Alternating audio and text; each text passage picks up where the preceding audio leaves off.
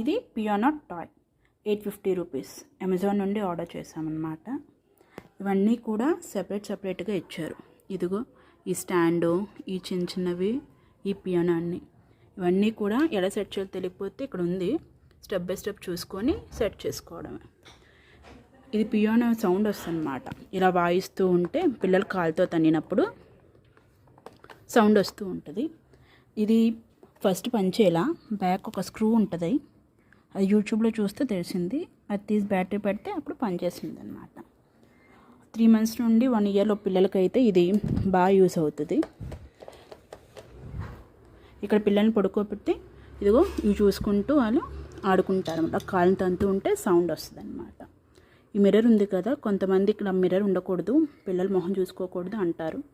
ఎవరి ఒపీనియన్ వాళ్ళది అనుకోండి. మీ ఒపీనియన్ ఏంటో కామెంట్ చేసేయండి. Bye bye.